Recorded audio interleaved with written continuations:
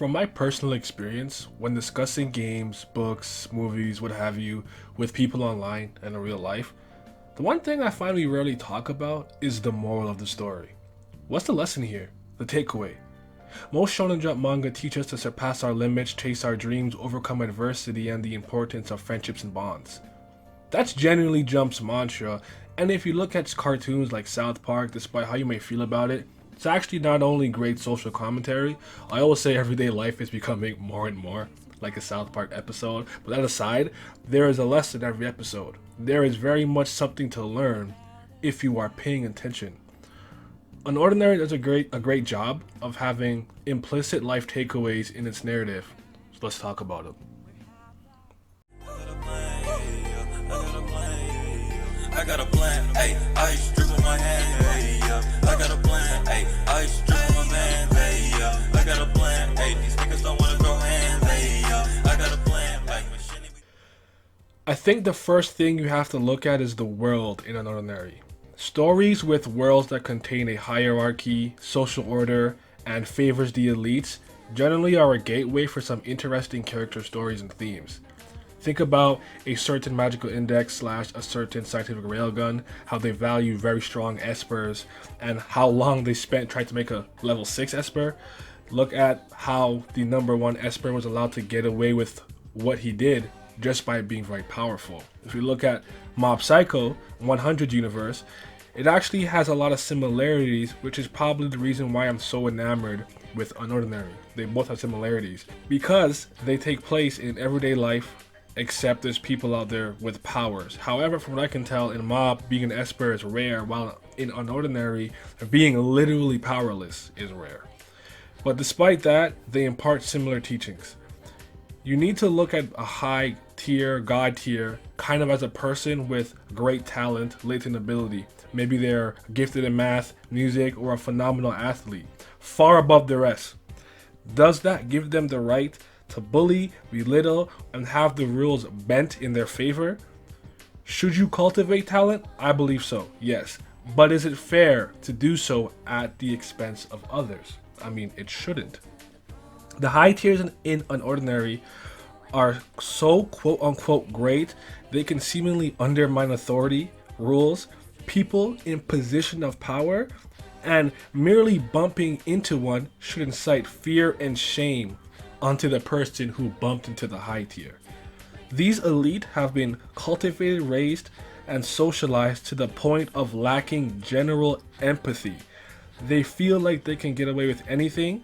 This to me, speaking from my own personal experiences, is like being a celebrated up-and-coming athlete.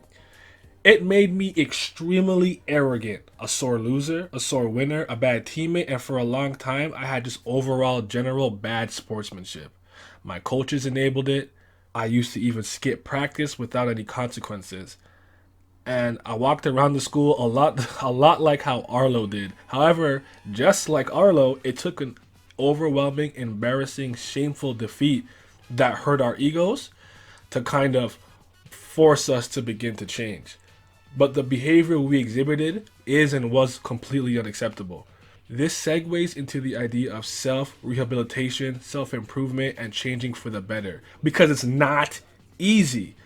A lot of manga and comics and shows don't truly show the internal struggle one goes through before changing and how it's a never-ending battle. John, Seraphina are the best examples of this. Now, I have a video on John already, so I won't go too in depth about him again, but the new Boston King, John, the monster, it rears its head very often. Despite hiding his powers, gelling his hair back, and changing, real trials and tribulations test a human being. Make the real you come out. We see this with John's entitlement and violent outbursts, etc. Like when I started transitioning into a player that trusts his teammates, respects his coaches, and stops arguing with the refs, it wasn't immediate. I'm back in the environment that made me the way it is, so of course it was a process. But anyways, you can see this with John. It's a process and it's a never-ending battle, but let's talk about Sarah. Her journey is interesting because as much as she's changed, it was actually pretty hollow in this sense. You got to look at it like this, right? Until she actually lost her powers and had to really experience what John did. It's easy to think you know the right things to say and say them, but you never actually know until you go through it. You don't actually get it. Now she sees how much resentment, hate, everyone who seemingly praise and love her actually have towards her. And now she can insert her dominance and she wants her power back. Because the only reason she was getting to do what she really wanted to do is because no one could fuck with her.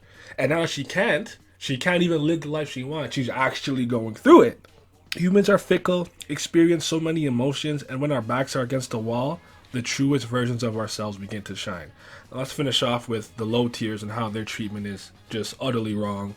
When Raimi, Blake, and Eason went looking for Ember and went to these low-tier communities and seeing what happens there actually made me feel some type of way. Thinking of how Waldo took over the city, even though he was also a low tier. These poor people have accepted their lives and their place as being seen as not important, non-contributing members to society. There are places in the world, neighborhoods and such, where police, ambulances, law enforcement don't go through their low-income neighborhoods with high crime, whatever the case. So this is kind of mirroring some places in real life where they hear, oh, there's a crime in this area. Okay, that's nothing to do with us. There's always crime in that area, so they don't go there. They don't help these people out. They kind of shun them, try to pretend like they don't exist. And that's just reality, and it's a damn shame. Now, there's obviously a bunch of little things from certain characters and whatnot that everyone is going to have a different takeaway. I think obviously based on your socialization, where you grew up and how you were raised, your viewpoints and how you perceive things are going to be always going to be different. But ultimately my whole point here is just that this is a series where a lot of people just lack general empathy and compassion until they are in the position of weakness. That's the only time they truly start to feel what it feels like to be helpless. They have no empathy. They have no compassion. You gotta have kindness, man. Treat people with respect, whether or not they are quote unquote greater than you, lesser than you, however you may see it. That's kind of what I feel the general gist of this story is in a lot of fashion. But like I said, you always find something personal to you. Like me, I totally feel Dr. Darren, man. That's me, bro. That's just me. Like him and Arlo, just fuse them and you got me for the most part. That being said, when you read stories like this, stories in general, you play games and such, don't just focus on the rawness, the hands, the swag, the artwork. If you use these stories properly, I always feel like you can improve your ability to think critically, analyze and deconstruct things, and you could truly learn something you may have not known or even paid any attention to. That's all I'm saying. Narratives and stories are important. They can help us in many ways, help us escape, whatever the case. With that being said, thank you for listening. I'm gonna be out. Arlo is the greatest. Cecile is also the greatest. You're Cold world, but I don't wanna lose my heart, yeah. I feel like awkward cause they left me in the dark.